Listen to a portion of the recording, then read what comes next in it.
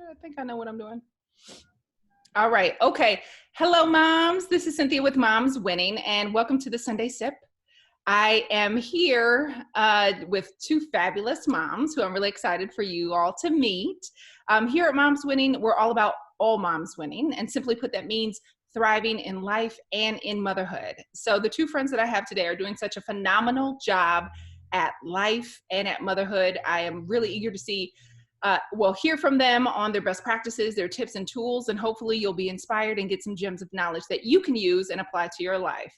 As I start off any workshop or class that I'm teaching, I always say, I always believe the wisdom is in the room. I really try to get away from like one directional workshops or anything like that. I feel like the people know what's going on and what works for them. So this is why we created this space to kind of just transfer wisdom amongst each other. I love to hear the stories of other moms and collect their gems and share it, as I've said before. And as the quote goes, tell the story of the mountain that you've climbed. Your words could be a page in someone else's survival guide. So that quote is from Morgan Harper Nichols. And I think it speaks to why I do this work and why I just love to hear mom stories, because I feel like I just know a ton of great moms who are doing such a phenomenal job, and I just want to hear from them and shed light on their stories. So without further ado, I have Latrice Davis here, who is a mastermind when it comes to management and staff development. So really, she does everything under the sun. But if I had to put it into just one kind of sentence, she owns her own company, the Elevate Group LLC, and sits as the Chief Elevation Officer there while being an adjunct professor at Harold Washington College. She is also an author and a community builder for widows, which I think is truly amazing. Then we have Micaiah Johnson, who's a seasoned communications strategist. And I say that kind of with like a little air because she is a mastermind too. She's currently at ComEd she's currently at ComEd, and she's a crazy talented freelance photographer on the side. So maybe you can add that into our snippets today, but I know you're doing a lot of work there and love to hear more about it. She formerly owned her own PR company and worked with Common Ground Foundation, Toyota, celebrity fitness trainer Shanti, McDonald's, Black Girls Rock, the list goes on. So I have two masterminds here, really excited to talk to you all. Just dope female professionals. So I'm just eager to learn. I will plug that we're all dolphins. So shout out to me.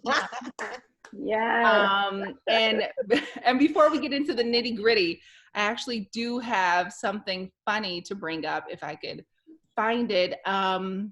So just like a joke of the week, which is let me find it really quick.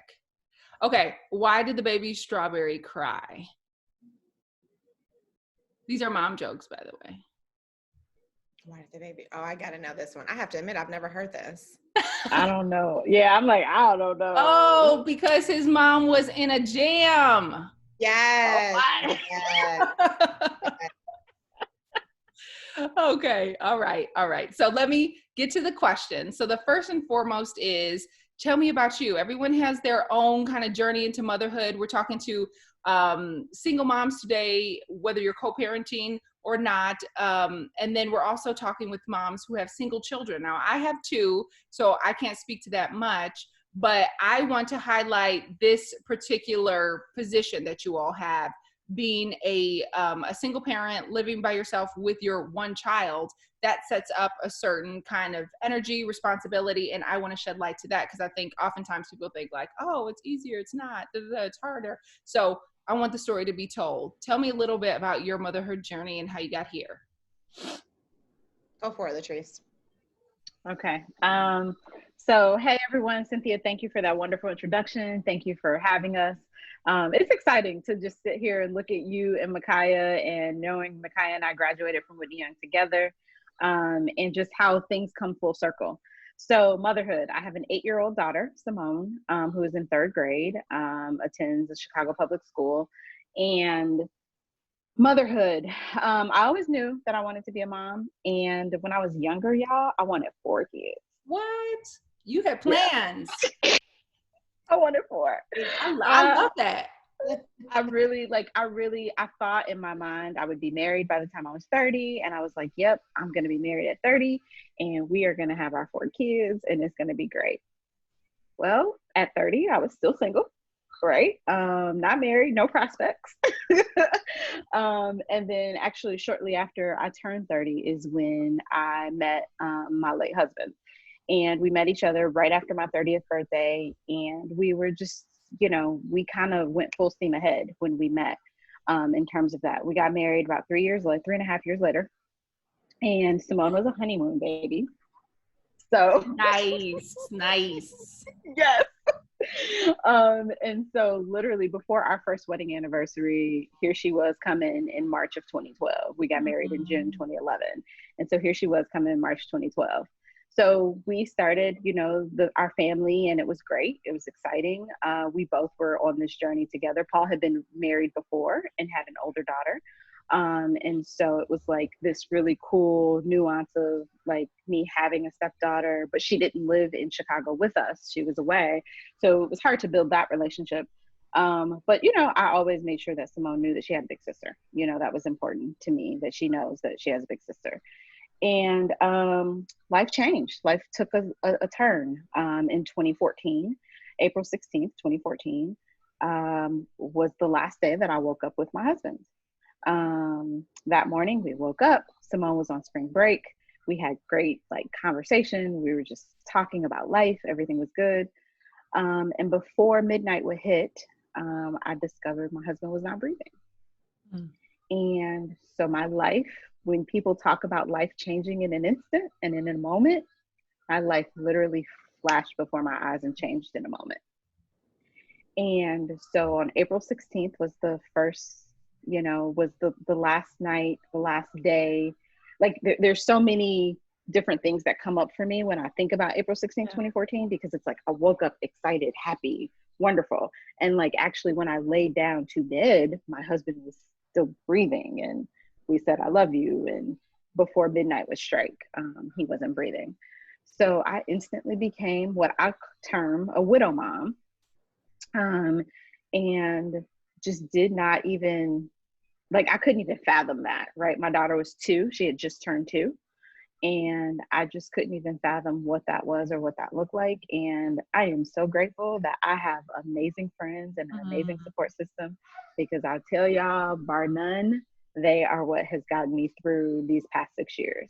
I just didn't know. I was like, I can't do this by myself. And the first week, one of the major things, the first week that I had to feed Simone, clothe Simone, bathe Simone, at 2, that first full week I had to do everything by myself. I was like, this is crazy.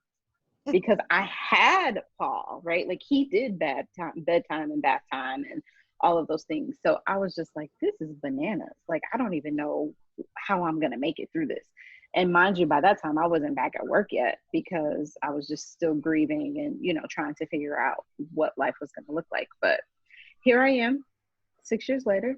She's growing and thriving, and we are doing well. So we never know what that story is going to be, but I'm grateful. I'm grateful for my support, and I'm grateful for having the tools to be able to help her grow and thrive. Amen. Salute. 100%. Thank you. Yeah, that's a whole other podcast. I think you and Fonda, we need to talk about that. But both of you have really done such an amazing job of being resilient. Thank you. I think as long as I've known you and I've known what's happened, I don't think I've ever heard you speak your truth. So thank you so much for sharing that. We are just can be such passing, and doing our daily, task. And your story continues to, it's incredible. It's just an incredible story. So thank you for that. So it's nice to, just sit down and chit chat, and really take the time out to be present and learn another person's story. So sharing that with someone that I've known over half my life. It's incredible. I know, that's crazy, right? That's crazy too. When we think about that, how long we've at least been in each other's space in some form or fashion. Real quick story, Cynthia, this has nothing to do with motherhood, but I have to share this. When I worked for Boys and Girls Clubs of Chicago, I was at the fiscal site and in Woodlawn, and Micaiah like comes in to volunteer or something. Like I got this email about somebody wanting to volunteer, and this person like walks in, and I'm like, "What you doing here?" She's like, You know? "I'm here to volunteer." I'm like, "I'm the site director here." She's like, "What?" Literally in each other's spaces, literally. Yeah. I love that. I love that. And I love that about the Whitney Young Network too. I feel like that happens all the time. All the time. All the time. I love it. Greatness. Hey, greatness. Hello. So anyway, I'll hop in and question. I think you know, of course, my story, all of our stories are so different. It's interesting how we all kind of, you know, can come together and share these similarities when the stories of how we got there are just so unique and so original. But for me, I never thought about motherhood. I always felt like, you know, life would kind of give me what it planned for me. And so, you know, I would just kind of accept, you know, the steps and the different things that were offered to me as a part of like what the universe was like handing over to me. For me, I feel like I've had two great loves in my life. The timing was off, and you know, we left these relationships and they just did not work out. And so for me, when I had Karis, it was immediately after I had broken up with one of what I feel like was one of my life loves. And somehow a New Year's Eve party ended up into a beautiful human being. So hello, December 31st. So yeah, I will never forget December 31st, 2014. And so, you know, I always felt like if I was an adult, I made my own decisions. And so with every decision, I had to own up to it. And, you know, when I found out about Karis, I was actually in LA at the time, and I was just like, here we go. And so I accepted that kind of journey, just as like very similar to how I've accepted everything else that has, you know, come into my life that I felt was, you know, a gift, and so was she. And so her dad and I immediately, you know, talked about it and decided to, you know, co-parent and do this co-parenting thing together. Now, again, another podcast when it comes to co-parenting. Right, 100%. About that. So I think, you know, as a single mom, this is something that I have always I have done by myself. But when you think about single mom, it's I don't want to discredit the village, right? I think of a single mom as meaning like I can't get up at 5:30 in the morning and go to a yoga class. It means that when things stop at 5:45, it's me and her.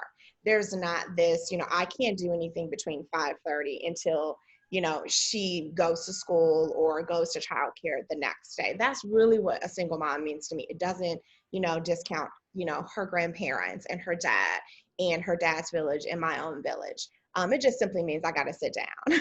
So those things I think I miss. I miss, you know, being able to go to the grocery store, you know, freely, or being able to, again, take a class that's just, you know, specifically for myself in the morning because I do that because I don't have someone to, you know, cover me if I do that. And so I think every year has been different. I can remember vividly when I would be able to take Karis, you know, to go with me up until like a year old. And I remember exactly where I was when I was at a restaurant, and I was like, oh, she's not going to sit down anymore. I'm like, so this is something new. And so then she began walking, and then that presented, you know, a new learning curve for me. So as soon as we get into a rhythm, and then all of a sudden, you know, 3 and 4, the girl would never hold my hand.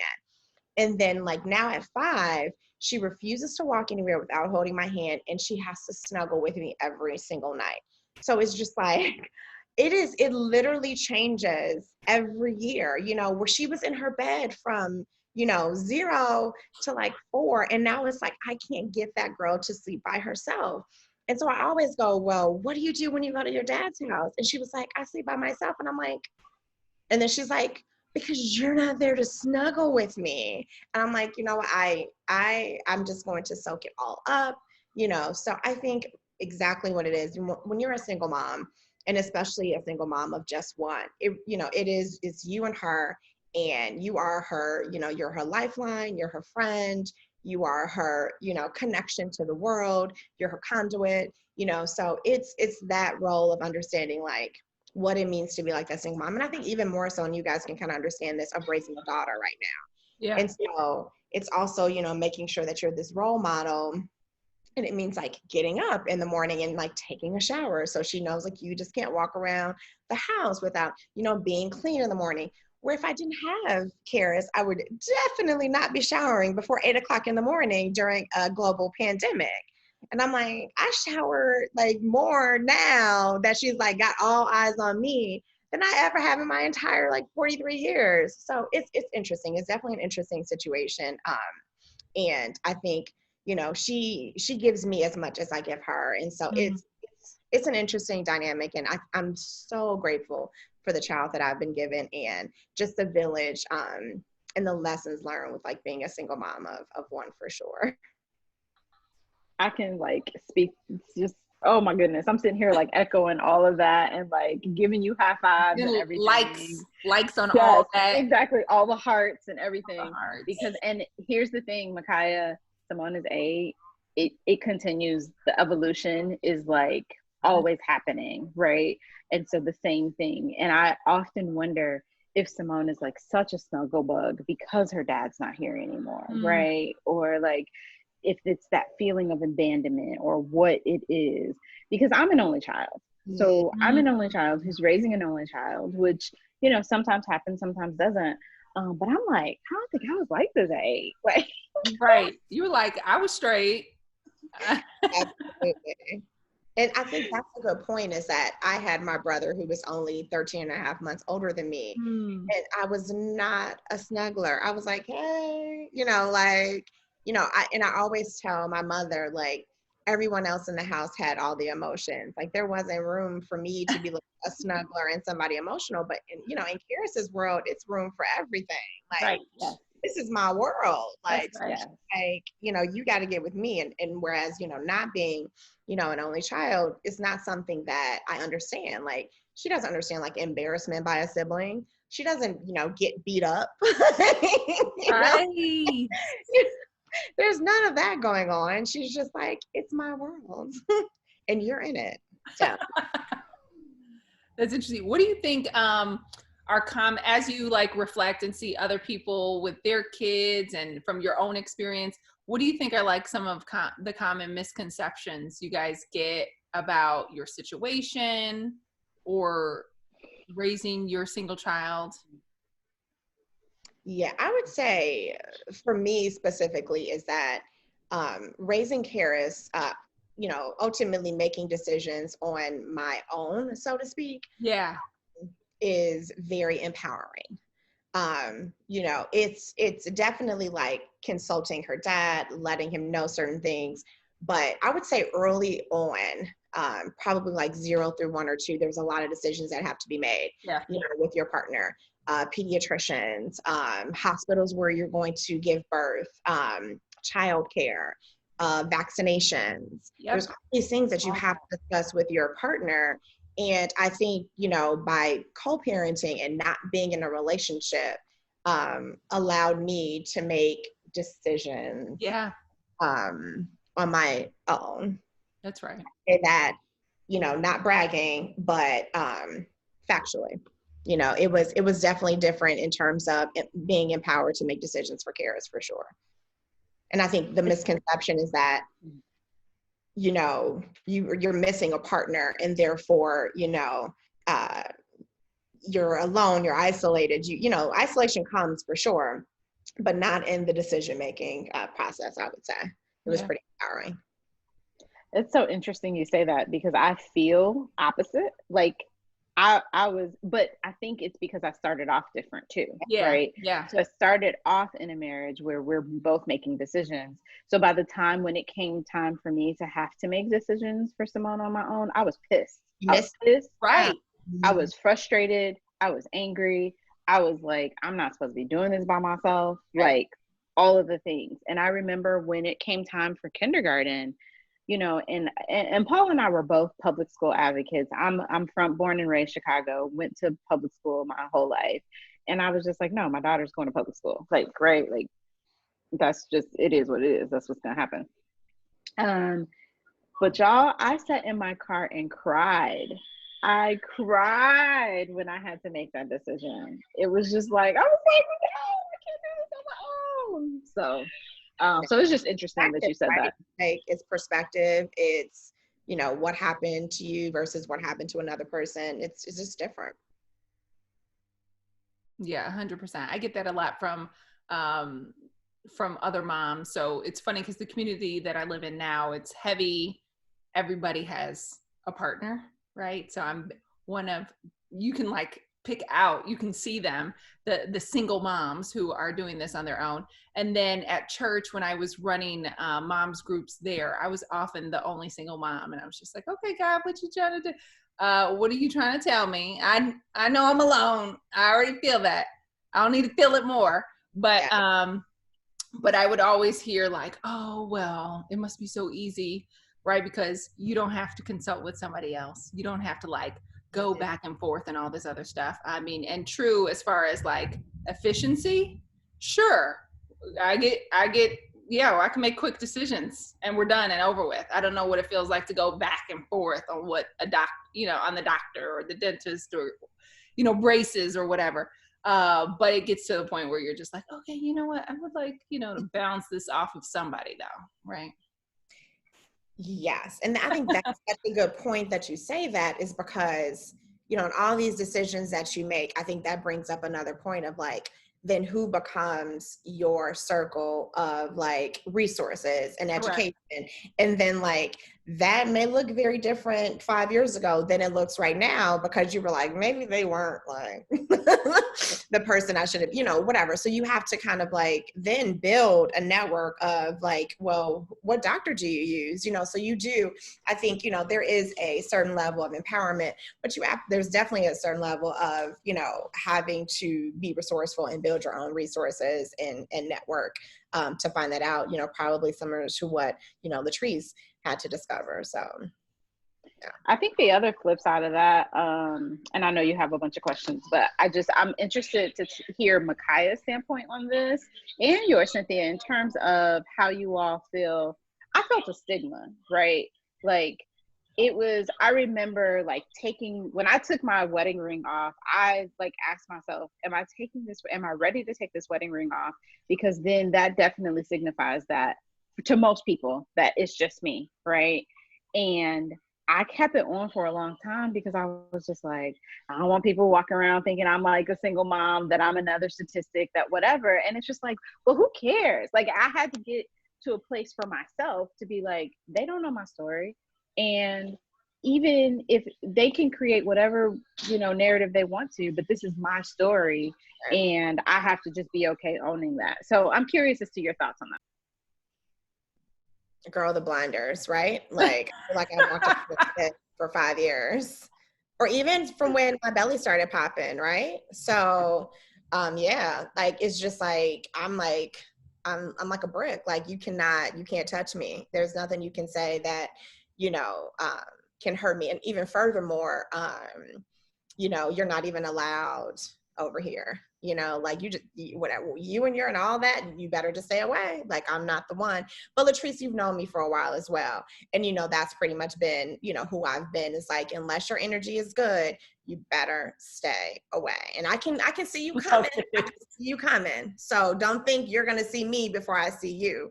So if you come in with that, like, you're not even going to get, no. That's true. You've been like that since high school, for real. Like, you really have been. Yeah. That's very true. Yeah. I need a little bit of that in my life right now. I'm going to channel you like in my moments. Yeah.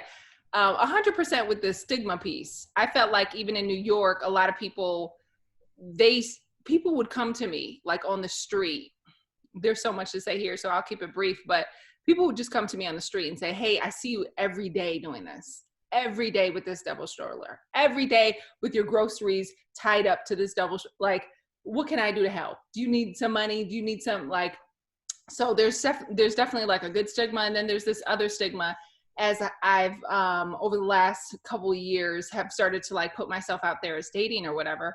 And I guess I just didn't anticipate what I was going to find. I don't know. I was just expecting perhaps like a certain level of maturity at 40 or 40 plus, but I didn't realize people were like, we're a joke sometimes to be dating a mom with kids.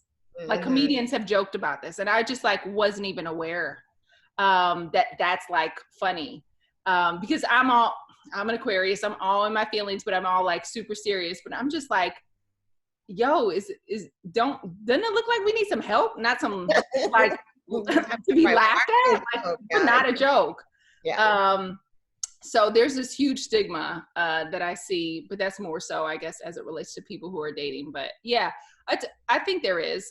For the most part, there's not a ton of pushback in the community that I live in, but there's not also a lot of help either. People aren't necessarily like coming after me and being like, hey, did it?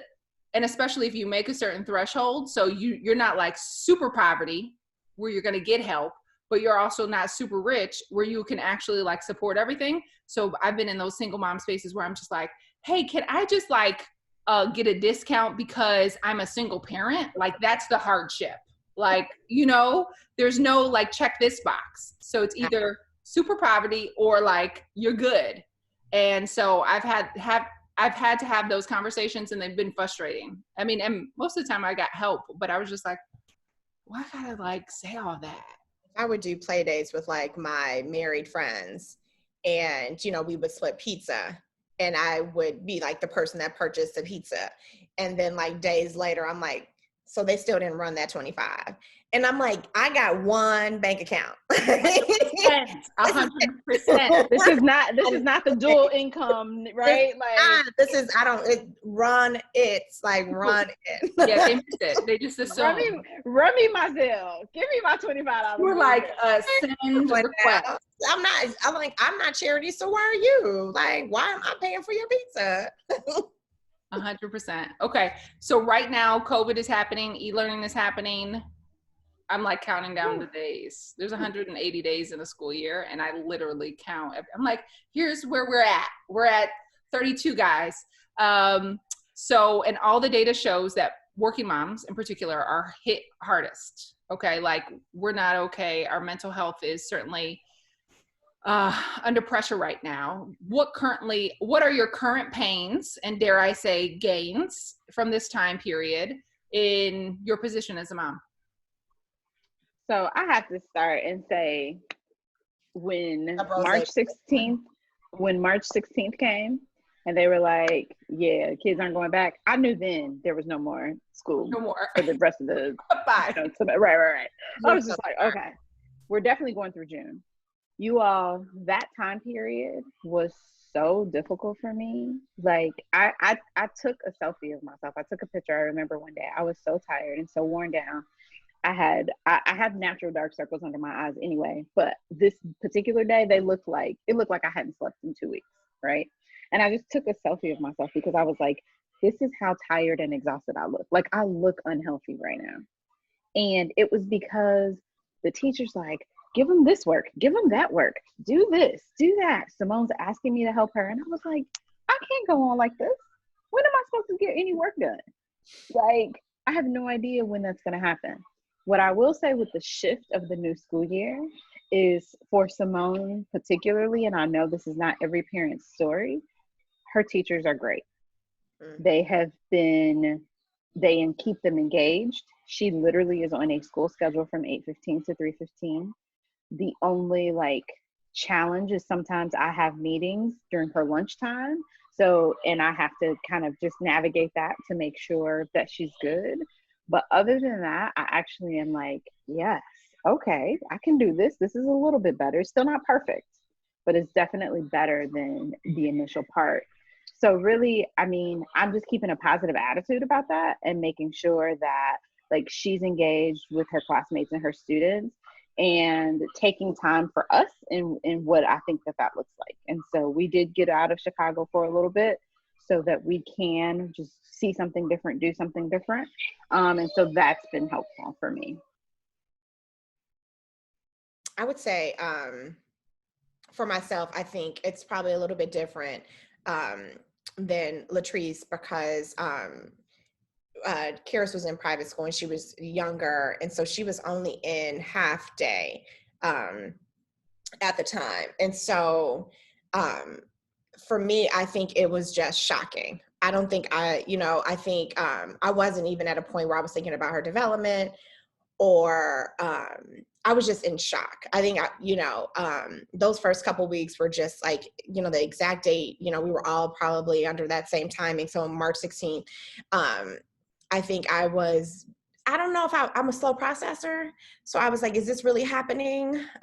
What does this mean? And I definitely was not, at like what Latrice said is like, she knew we weren't going back. I definitely was like, there's a possibility of April. Oh wait, there's this. And then it was like, okay, this is really happening. And then even after that, I was like, so no summer camp? I mean, it just kept on hitting and hitting and hitting. And so I think, Karis was only 4, and they really tried to help, give us some type of, curriculum for home. It did not work. The best things that I look forward to were the evening times. We had dinner. We live in the South Loop in Chicago, so we had the light show and the music every evening. So between 5 and 8 was like really our time of reconnecting, because I yelled at her. I definitely threw a pin one time, not at her, but just like in general. It was like, so I did that. And then I did this video with her about, the pandemic and her quick responses. So I did a rapid responses with my 4-year-old. And so we went through like how she learned about the virus, who told her, of course, it was her grandmother, all these different things. And then the one thing that she said, and I asked her, I said, can mommy be a teacher? And she was like, mm-mm. I was like, do you want me to teach your friends? Mm-mm. So it was, eventually, I think months later, we had an opportunity to learn about it. And by the time the summer came, I think I just accepted whatever was going to happen. This past fall, she had in-person learning. She's been doing in-person learning for about 5 weeks. We got an email at 10 p.m. that said somebody tested positive in her pod. So now we're doing virtual learning for 2 weeks. It's just, you just gotta take it, at this point, and I always knew that the privilege of her going back to school would be met with her having to eventually have some type of virtual learning. And so I think with that acceptance, we were just in a place of like, things are fluid at this point. So I've been angry, and I don't know who I've been angry at. And it's a lot of the world. And then the physical and the health, and just making sure we're constantly getting checked up on. And, I think the best thing, and I'll end it with this, is I had my annual physical in July, and the doctor said, she said, she's going through her list of questions, and she's like, do you feel hopeless? Some of the time, none of the time. She goes through her 4 different, options. And I was just like, is there like a 5th option? Like, I'm not always hopeless, but I'm like never not hopeless. I'm like, is there like an every, 2.5 weeks, And so she was like, you know what? I was wondering, like, I really think they should add an option. I'm like, I don't feel hopeless all the time. But honey, I definitely feel like I don't always have it together. I need that other option. So I think, just really trying to, respond to being completely out of control of what you used to feel like you were in control of. 100%. 100%. Do you guys have already mentioned this, but like, what does support look like for you? So like, I think about my situation. I have 2 kids, and sometimes I'm like, hey, I got to run out. At least they have each other and a phone. So I know they know how to dial 911. I imagine it might not be as easy because you have a single kid, and the comfort level may not be there as quickly because they don't have a companion. But you can speak to that. But like, in lieu of that, what does support look like in your world? You'd mentioned grandmas, friends, but like, what's the average kind of day, week look like? So for me, it depends, and the pandemic has changed that, right? So Simone was spending a lot of time, not a lot, but like it was easily for her to go with my mom on the weekends or even do another friend. Nice. But my mom never stopped working. My mom's in the medical field. She's always had to report to work. So literally from that last day of Simone going to school until June, after school ended, like the end of June, it was Simone and I nonstop, round the clock. That's it. because I just didn't know the extent, and I was scared to have my mom come around. And like my mom did pop up at my house one day, and I was like, "What are you doing here?" I was like, "Go wash your hands. Where's your mask? Where's your, like I was freaking out." And so I definitely have my my mom as a support for her, grandparent, my parental support. But luckily, Paul's family is in Peoria. And so my sister-in-law has a flexible schedule. So Simone went away. Once I realized there was definitely no summer camp, Simone went to Peoria, Illinois for a month, which was like just, I was like, oh, a month. Like it started off as like a week. And then it was like, oh, mommy, can I stay another week? Oh, okay. Can I stay another week? I was like, girl, stay as long as you want to. Right. Oh my God, that's amazing. Yeah, it was really good. So that has been helpful, right? And so, and even just with friends this summer, like we've done some backyard stuff, we've done some outdoor bike riding stuff, just to make sure that even the kids are staying connected, because that's the other important piece about this, right? Like the fact that she doesn't get to hang out with her friends anymore, like she's like right there in the background. But like, done yet? Yeah, exactly. When we going? I want to do something. But yeah, so she doesn't get to hang with her friends anymore. So I've tried to make sure that we keep that support in as well, even if it's something small, like meeting up, for bike rides or something like that. So. Well, I would say, to Latrice's point, like we're all living amongst these like new wave grandparents. Where like back in the day, there were grandparents that stopped working or didn't work, and now we got these, these grandparents that are like, I'm working till I'm 76 years old. Like I'm just like, I'm just like, where are these new like grandparents coming from? And so my mom actually retired in June. And so I laugh at her because, she'll take care of us and she'll be like, I got a 3-hour Zoom call. I'm like, with who? Yes, girl. What you got to do? What do you have to do? What's more important than your granddaughter? What is more important? She's like, I got this 3-hour Zoom call so she can watch Peppa Pig. And I'm just like, yo, like it's so crazy to me. And so I laugh with her like, you are legit the busiest. Like none of your kids, neither one of us are on Zoom as much as you. 69 years old, retired professor, and she has more Zoom calls in a little bit. So of course, she's been an excellent support system, but I have to laugh at how busy these grandparents are these days. And so a lot of times, Karis is off to the races with her, doing what she does, meeting up with her girlfriends or, whatever. So it's interesting. I mean, I think we all have, we're able, especially people who live in Chicago, we're able to create these villages and this network of support and backyard, communities and understanding that grandparents today are very different than our grandparents were. So yeah, I think the village is always going to be there. It's just a little bit different. Yeah. Do you ever find, something that I struggled with, and maybe it has to do with my mom being on the West Coast, my sister and my aunt being like an hour away, but it's almost like I likened getting help with my kids to like asking for money, like in fundraising. I was like, I feel like nobody is knocking down my door for my child, but yeah, I know people who have those situations where like somebody wants their child like for the weekend and stuff, like there's so much demand on their child. I was like, no, I actually have to like go out and ask and plan it like myself. Like, hey, would you? And of course the answer is always yes, of course, but nobody's prioritizing that, right? So what has the experience been similar, different for you all? I think I have a lot of 40-year-old single friends who are like, so when Karis was going to school the other day, I call my best friend a lot. And on the way home, I call her on the way home from dropping her off. And every day she goes, where are you coming from? And I'm like, girl, dropping Karis off to school.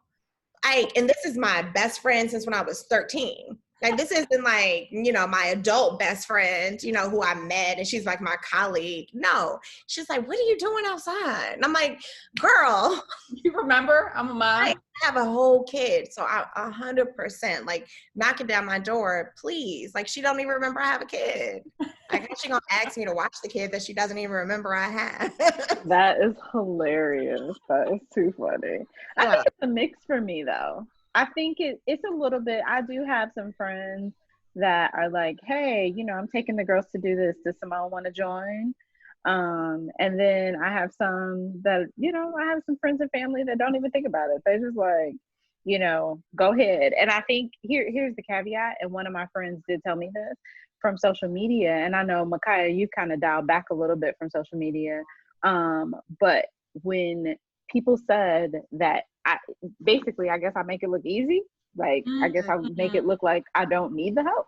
Yeah. Because, Simone is in activities or we do things and I'm just like, well, that's just how I want to raise my child. I want her to be exposed, right? I want her to have experiences and I'm not going to wait on anybody else to provide those experiences for her.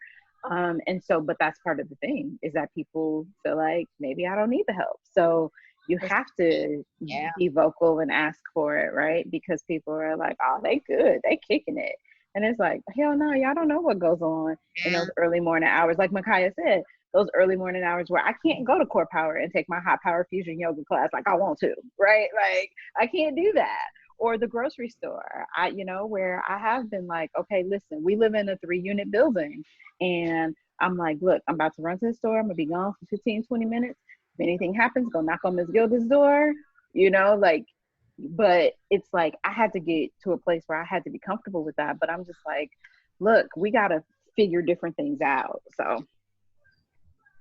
I know. We discovered Amazon Fresh real early on. And when I realized that I couldn't take that stroller, pack the stroller with all the groceries and just go to the grocery store with her anymore, it became like her adventure. And I'm like, okay, I haven't, like, grocery stores is not even a thing, anymore. So no, I can totally identify with that. Yeah, I tell people, I'm like, I don't know, seriously. I was like, Instacart, Amazon for like all Prime, 100%. My men, through and through. Yes, all my husbands, all my husbands. Yes. Y'all are silly. Y'all did not That say saved my life. All of them, regular, consistent. They never disappoint. And soon to the lineup is Grubhub, okay? Yes. They will deliver it, drop it off. I'm not even there. And I'm like, wait 5 minutes, I'll go down and get it. They're so nice. They're so nice. all the men, all the husbands. Consistent, help. That too much? Anyway. See, I gotta get like y'all because I haven't gotten to the food delivery yet. Like the grocery delivery. And I don't know, it's a mental block. So Micaiah, look, I'm gonna call you. I'm gonna be like, look, girl, give me some tips. Oh my God, it's so easy nowadays. Like, Kara's gonna be like, where are my strawberries? And I'd be like, I'm fresh. Look, I'm like, here, take the phone, look at the refrigerator. What do we need? Can you do it now?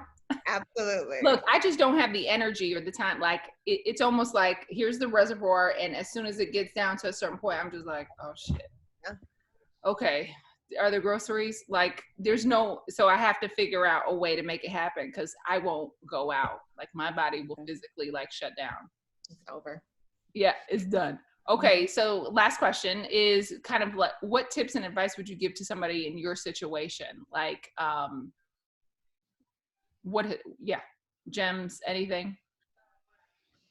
I would say for me, I think as a single mom, whatever your circumstances, we understand them not to be traditionally ideal, right? Like, whatever the situation is, if you have a husband, I grew up in a 2-parent home. And so for me, I understood, like, were my parents arguing? Yes. But do I understand, like, the benefits of, like, having someone who could be a coach at this point, or having parents that were home every day at 5 p.m. Like, I understand, like, how it can be an ideal situation. But I think as single moms, the one thing I find myself having, I don't want to say regrets, but having angst over is really probably a bigger way of saying it, is constantly having to do multiple things when your child is around.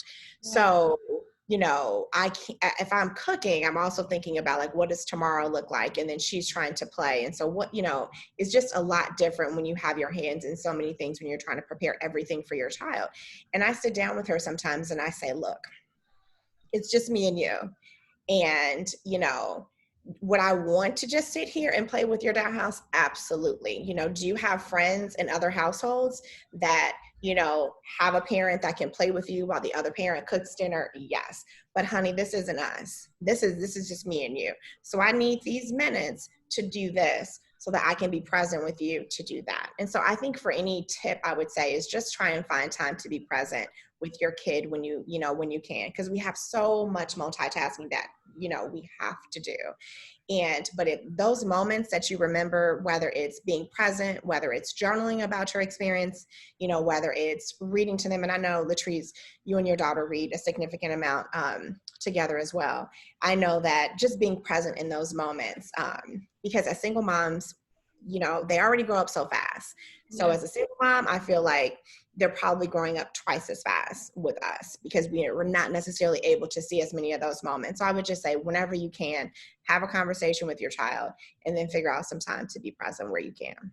Yeah, that's fair. That's excellent. I love that, Micaiah. And actually, in the Year of Yes, Shonda Rhimes speaks to that too, in terms of raising her kids. And she talked about how like she was always constantly going and her kids are looking at her like, can you play with me? And so she, in her Year of Yes, whenever they would ask, she would stop. Even if she's on her way to some awards show or whatever it was, she would just be like, okay, let me give them 15 minutes. Let me stop and be present and do that. So I love that. And I don't always follow that. Like that's a good reminder for me personally. So thank you for sharing that. Because sometimes, like you said, I'd be like, no, I gotta cook, I gotta clean, I gotta, you know, like whatever the case may be.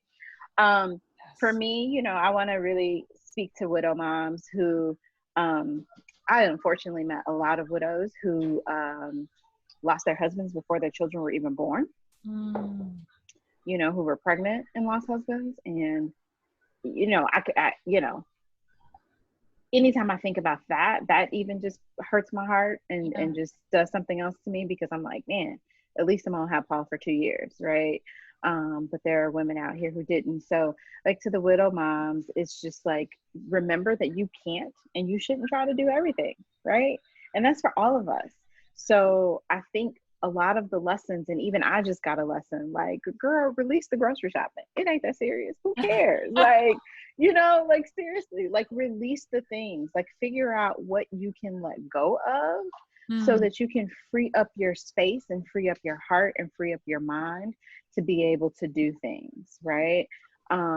Because when you're able to free those things up, then you allow a little bit more space into your head and your heart to just be calm and be still and really, like Micaiah said, be present with your child. And I think that that's so important. And it's like, that is a great lesson for me. So thank you again.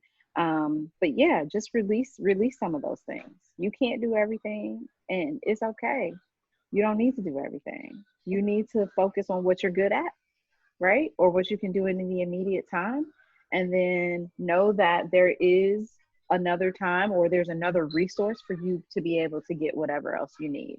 So when people ask how they can help, send them to the grocery store, right? Like seriously, like sometimes that's what you need. So true. Like sometimes you don't know, it's not that I need to get away or I need to, but I don't feel like grocery shopping. So go to the grocery store for me or send me some food, send me some meals that are already cooked.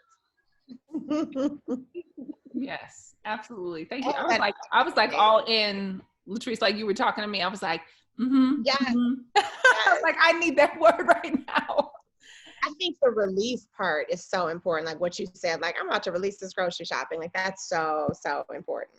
I mean, my therapist told me this week, she was just like, I want you to work on, what did she say?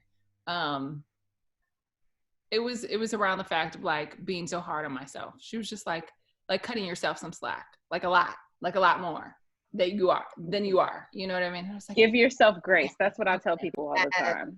That is what I tell people who are grieving, who are going through loss, who are going through anything. Give yourself grace. Like what are we trying to prove and to who?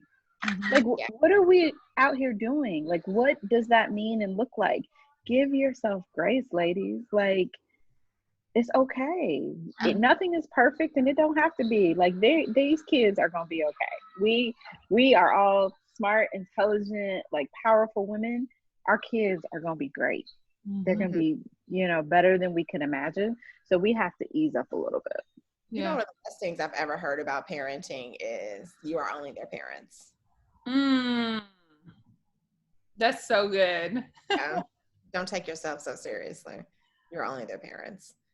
That is so good. Especially, I think, as a single mom, you feel like it's all on you. Like, I feel like, I don't ever say this to my children, but I already feel like, oh, great. Like, now they're already working from a deficit. They don't have a dad. They don't have, I don't have enough energy or time or money to, like, you want to do gymnastics. And I'm like, in my mind, I want you to have it all. I'm only one person. So I already feel like sometimes they're working on this deficit, which, again, that's a thought, which can be changed, right? I don't need to see it like that, but I do feel like that's the added pressure, perhaps, of like a single parent at times. Like, you think it's all on you to make it, or you compare it to like how you were raised, or you compare it to how your neighbor, they have two parents, and they're able to, like, dad is out there throwing ball with them every weekend, and I'm just like, I'm exhausted. But we can't, but Cynthia, we can't forget, I grew up in a 2-parent household, but my parents were teen parents, and everything wasn't great. Even though it was a 2-parent household, I remember as a preteen being like, would they get a divorce? Like, what is going on? Like, what is the world? And I was asking, like, so when is this divorce happening? Like, come on, y'all.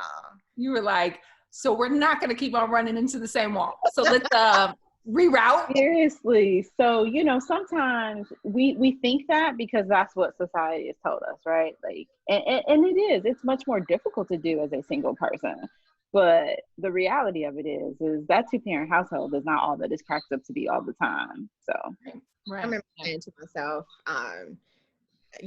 this is going to be Karis's therapy, and then letting it go. Like, if she's going to be in therapy, it's going to be for this. So now that I already got that, understand that, we can move on. Like, I was like, let me just move on from this, because that's exactly it. Like, I felt a deficit. And then I was like, so now that I know that if she's going to be in therapy, it's going to be because of this, then I can just move past it at this point. Like, okay. Yeah. Like, we just put a little bucket aside for her therapy for this, and then we can all move on. Right. Exactly. Another question, and then for real, I'm done. Do you desire to be in partnership one day? That's a good question to end on, right? Karis is my child. So if I'm dating, it's dating for me at this point.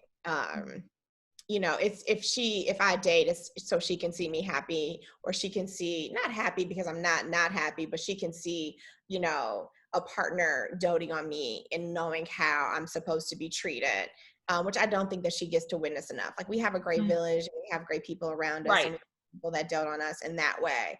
But if, her life is her life and her story, and I want her to have examples of what, companionship and partnership looks like. But aside from that example, and I think this is an older mom, thing as well. I don't think that if I was 27 or, even a younger 30, that I would even say, like, partnership is my own, but partnership is definitely individual. I'm not looking for, partnership when it comes to Karis at this point, and whatever that looks like. And dating during a pandemic, I was just thinking about this yesterday. Like, test results, how long do they last? Like, so if you show me a negative, how long can I assume this negative? Where'd you go from the lab to my house? Exactly. Like, so there's that whole little extra thing. But I think, partnership is important. And I would love to see her have an example from her mom of what, partnership and companionship looks like. But if that's supposed to happen, then I will accept it. Yeah. Yeah, I mean, I ultimately would like to be married again. It's just because that's who I am, right? Like, Yeah. I'm a family person, and I'm like, I love the family unit. Um, and so, and I feel like mine was cut short. Well, I feel like it was. Like, mine was unexpectedly cut short, and I'm like, really? Really? This is what we're doing? um, so like ultimately I want that. But what I do appreciate, similar to Micaiah, is like I have a village of people though that she sees positive, healthy relationships, right? So that's important to me. And the male friends that I have in my life have like really stepped up to like, just be a presence and, take her to daddy daughter dances and stuff like I that. love that. So That's beautiful. yeah, That's so beautiful. that's been very, very helpful in terms of that. But yeah, but ultimately I'm like, yes, hopefully I'll be married one day and again, and I ain't having no more kids though. Okay. God willing. There was one window. There was one window for me. People would ask me when I first came back to Chicago. I was like, I mean, if I have a husband, you're saying, because Yeah. I mean, that's what we're doing. Okay. I'm not doing this again. All right.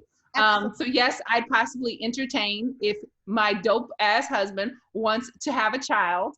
I'll entertain the idea, but other than that, I'm okay. I got my two. I had Karis at 38, and I am with you. I was like, there is this window. It's like this big, and Tiny every day girl. is every day. Yeah, mine's Yeah. pretty much close. Yeah. Yeah, that is so true. Because I feel like at this point I'm 43 now. Right. Am I going to be running around after a toddler? Oh, I'm not running around after a 5-year-old now. potty training, all that, Man, girl. all Yeah, that. Potty training. Oh Lord. The only way I think it really works is if you have a first that's old enough to like get in there.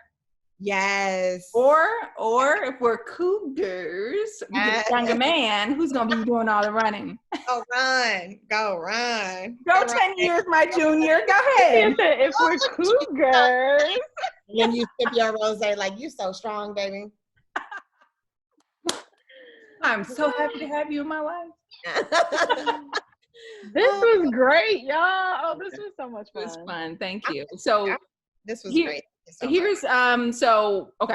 So thank you every mom that took the time to chime in today or participate. Thank you, Micaiah and Latrice, so much at Moms Winning. We're creating a community of moms to share tips, tools, and resources to help us all win in the motherhood journey. So until next time, be safe, be well, let's win. My final kind of question to my speakers is, if you were a cereal, what cereal would you be and why? Oh, Golden Grahams all day. Yeah. All day. Why, Micaiah? Yes, it's nostalgic. It has texture. It's not everybody always goes for the Golden Grahams, but when you get the Golden Graham, you know what it is. You can eat it without milk. Like, you can do whatever you want with the Golden Graham. I love it. I do. I love that too. I had such a hard time with this. I think I